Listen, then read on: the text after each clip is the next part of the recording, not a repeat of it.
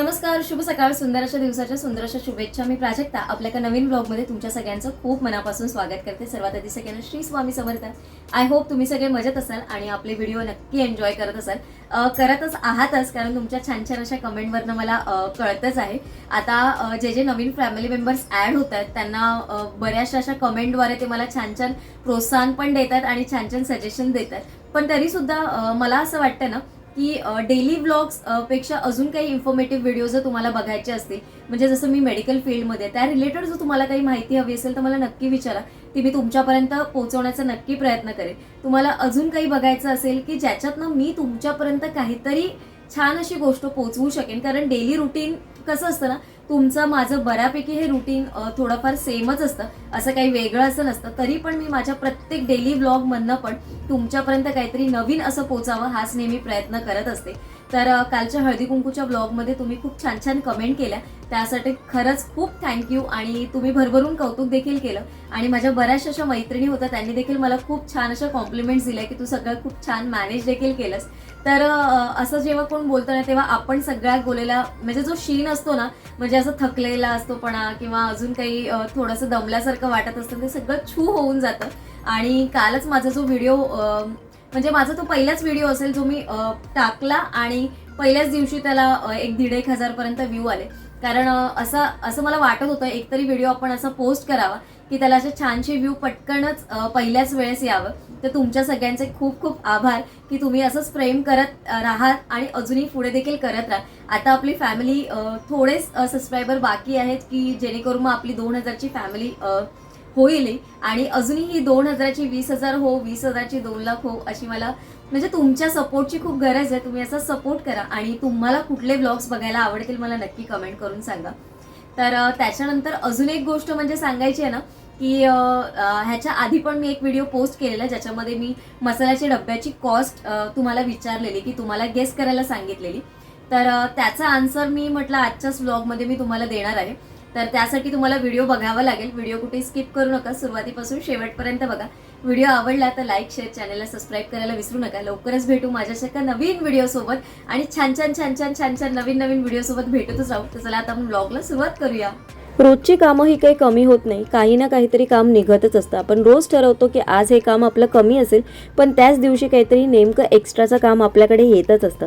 माझं देखील ना कधी कधी असं होतं, कारण मी देखील टाईम मॅनेजमेंट जरी करत असली ना तरी कधी ना कधी असा एखादा दिवस असतो की त्या दिवशी एखादं काम एक्स्ट्राचं येतं. आणि ज्या दिवशी माझ्याकडे थोडासा वेळ कमी असतो ना त्याच दिवशी नेमकं काम येतं. आज माझ्याकडे कोथिंबीर संपलेलीच, मी काल कंटाळा केला आणायला, पण म्हटलं आज घेऊनच येऊया, कारण मग पदार्थामध्ये घातलं तर थोडेसे टेस्टी होतात पदार्थ, म्हणून मग कोथिंबीर घेऊन आली आणि थोडीच घेऊन आली म्हणजे मग क्लीन करायला बरं पडतं. आणि मग मोठी कोथिंबीर आणली ना की मग टेन्शन नसतं, एक 15 दिवस मला आरामात होऊन जातात. असं मी काचेच्या कंटेनरमध्ये छानपैकी भरून ठेवलं ना की मग पटकन 15 दिवस कसे निघून जातात कळत देखील नाही. आणि मेन म्हणजे आहे ना कोथिंबीर तशीच्या तशीच राहते. आता इथे कुकर लावून घेते मी, कारण जेव्हा घाई असते ना तेव्हा कुकरचा वापर केल्यानंतर जेवण पटकन होणारं असतं. कारण एकाच कुकरमध्ये मी भात आणि डाळ असं कुकरमध्ये लावून घेतलं ना की मग बरं होतं, पटकन जेवण होतं. एका साईडला भाजी देखील फोडणीला घातलं की आपलं भात डाळ आणि भाजी हे 15 ते 20 मिनिटात तयार होणारं असं मील आहे, जे पटकन होतं, टाईम वाचवणारा देखील आहे, म्हणजे आपल्याला बाकीची कामं करायला वेळ देखील मिळतो. इथे ना मी थोडंसं लिंबू पण टाकून ठेवलेलं आहे ज्याच्याने आपला कुकर काळा पडणार नाही. तर अशा छोट्या छोट्या ज्या टिप्स असतात त्या मी तुम्हाला सांगण्याची गरज नाही, ह्या सगळ्याच जणी आपण करत असतो. तर किचनमध्ये काम करताना ना बऱ्याच वेळा आपलं ना खूप गडबड असते, कारण कधी कधी असं वाटतं ना की अरे ही गोष्ट आपल्याला करायची आहे पण नको ह्या गोष्टीत बराचसा वेळ जातो, खूप टाइम लागतो.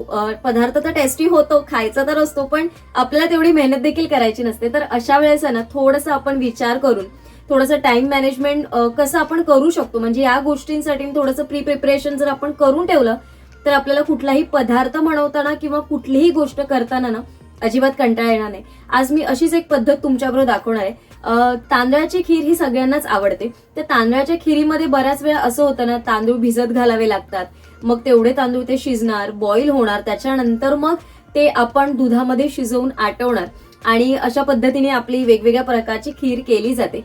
तर आमच्या साईडला म्हणजे मालवणी पद्धतीने खीर कशी केली जाते मालवणामध्ये, तर ती आज तुमच्याबरोबर शेअर करणार आहे. मला असं वाटतं की बऱ्याच जणांकडे केली जात नसेल अशी पद्धत, म्हणजे जे मालवणी आहेत प्रॉपर त्यांच्याकडे ही पद्धत नक्की केली जात असेल. आमच्या घरीही केली जाते आईकडे, तर तीच पद्धत मी आज तुमच्याबरोबर शेअर करणार आहे. तर सोप्या पद्धतीने तांदळाची खीर पटकन आपण कशा पद्धतीने करू शकतो तेच आज आपण आजच्या व्हिडिओमध्ये बघणार आहोत. तर सर्वात आधी खिरीसाठी ना मी इथे पाणी गरम करत ठेवलंय.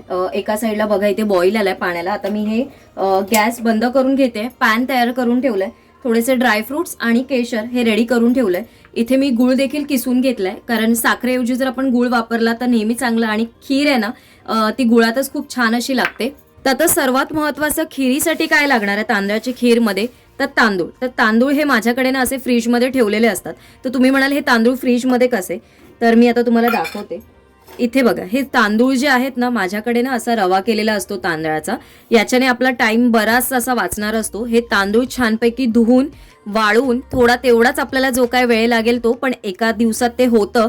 आणि त्याच्यानंतर ना मग मी हे असे बारीक करून ठेवून देते फ्रीजमध्ये. म्हणजे हे आरामात 6 महिने जरी ठेवलात तरी काहीही होत नाही याला.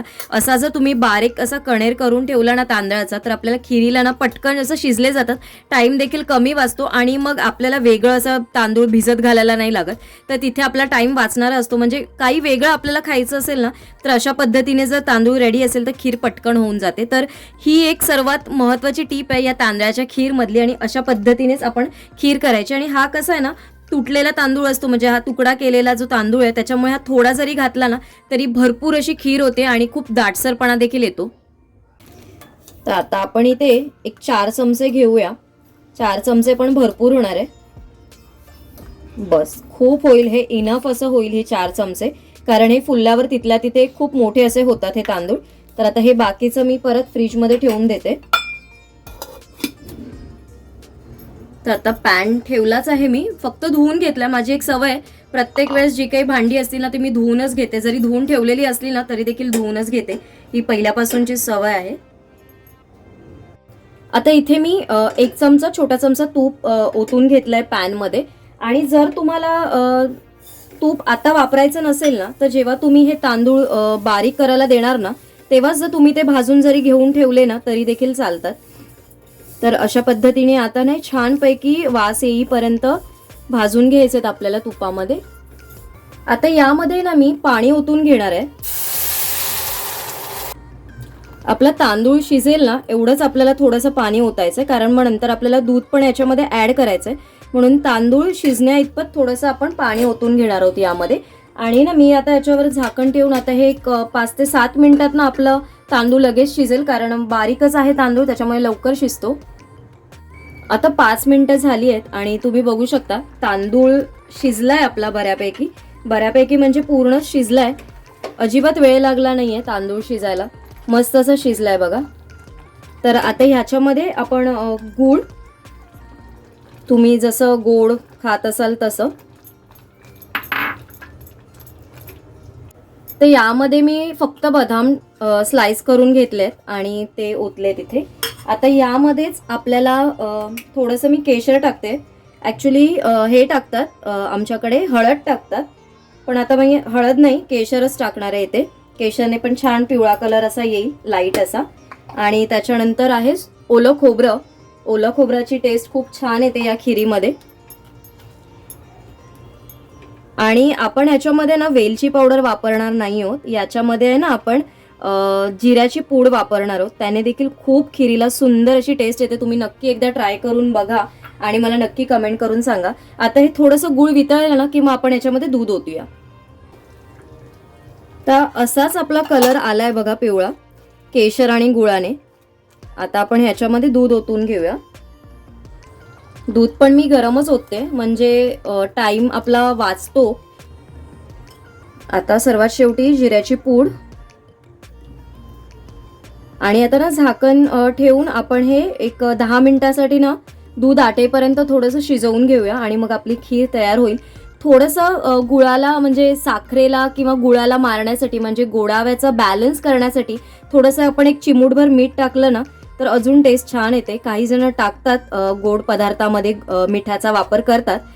पण मी शिऱ्यामध्ये वगैरे नाही करत, पण खीर कधी केली ना तर कधीतरी टाकते टेस्टसाठी. खूप छान अशी टेस्ट येते. पण आता आपण ना हे थंड झाली ना थोडीशी खीर जेव्हा रेडी होणार, थंड होणार, तेव्हा मग खाण्याच्या आधी मी याच्यामध्ये थोडंसं मीठ टाकणार आहे. नाहीतर मग काय होतं ना, दूध जे आपलं ओतलंय ना आपण तेव्हा कधी कधी फाटण्याचे चान्सेस असतात. म्हणून मग थंड झाल्यावरतीच मग मीठ ओतते मी. तर खीर शिजते तोपर्यंत मी तुम्हाला सांगते की मसाल्याच्या डब्याची कॉस्ट किती होती. बऱ्याचशा जणांनी मला कमेंट केली की विदिन 500, 400, 300 अशा बऱ्याचशा अशा कमेंट केल्यात. तर मी त्याची कॉस्ट प्रॉपर जी आहे ती 400 रुपीज आहे. आणि 400 रुपीजला खरंच खूप सुंदरशी डील होती. खूप छान असा मिळाला. अजून त्याचं उद्घाटन म्हणजे ओपनिंग करायचं अजून बाकी आहे. कारण मी म्हटलं आता हे सगळे दिवस म्हणजे घाई गडबडीत जाऊ आहेत ते सगळे जाऊ दे, मग आपण संडेला व्यवस्थित त्याला क्लीन करून छानपैकी पहिला तो सुकवून घेईन आणि मग त्याच्यामध्ये सगळं भरून ठेवेन. मसाल्याच्या डब्यामध्ये ना मी बऱ्याच वेळा सगळे मसाले जे असतात ना, हळद किंवा आपलं मिरची पावडर वगैरे असं भरत नाही. जे सुके असतात ना, म्हणजे राई, जिरं, मेथी लागते, तिळी लागतात, असेच पदार्थच ठेवते असते त्या डब्यामध्ये. तर मी ते सगळं तुमच्याबरोबर नक्की येणाऱ्या ब्लॉगमध्ये पुढे पुढे शेअर करेनच. तर आता आपली खीर पण तयार झालेली आहे. तर चला बघूया आपण खीर. तर आपली खीर तयार झाली आणि बऱ्यापैकी ना दाटसर झाली आहे बघा. मी फक्त 4 छोटे चमचे घेतलेले आणि भरपूर अशी खीर तयार झाली आहे. आता ही थोडी थंड झाली ना की अजून घट्ट होईल. मग मी तुम्हाला सर्व करेन ना तेव्हा दाखवते. तर ही बघा खीर आता थोडीशी थंड झाली आहे. थंड झाल्यावर बघा ना तिला पूर्ण असा दाटसरपणा आलाय. आणि आपल्याला जशी पाहिजे तशी मग आपण करू शकतो ना. थिक पाहिजे तुम्हाला, कोणाला थोडीशी अजून पातळ हवी असेल. शक्यतो खीर अशी घट्टच खूप छान लागते. आणि कलर केशरमुळे खूप असा लाईट असा सुंदर असा कलर आलाय हे बघा. आणि ही खीर नक्की ट्राय करून बघा अशा पद्धतीने आणि मला नक्की कमेंट करून सांगा. तर आता कमेंट सेक्शन बद्दल म्हणाल ना तुम्ही, जसं मी म्हणते की तुम्ही छान छान कमेंट केल्यात, तर त्याच्यामध्ये ना एक कमेंट कॉमन अशी आहे की होम टूरचा व्हिडिओ शेअर कर किंवा किचन टूरचा व्हिडिओ शेअर कर किंवा मग तू केला आहेस का होम टूर, तर त्याची लिंक शेअर कर. असे बरेचसे प्रश्न येतात. मोस्ट ऑफ हा कॉमन प्रश्न आहे.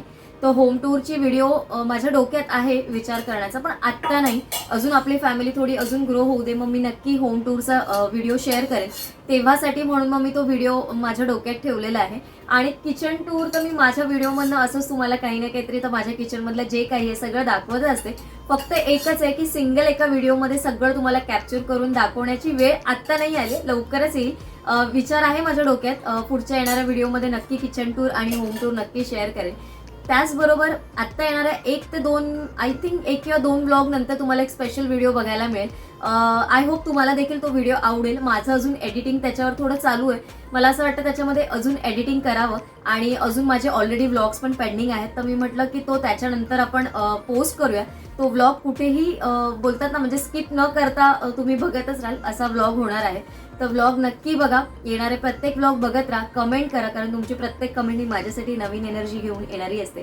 तर लवकरच भेटू माझ्याशी एका नवीन व्लॉग सोबत. तोपर्यंत सगळ्यांना Shri Swami Samarth. Bye bye and take care.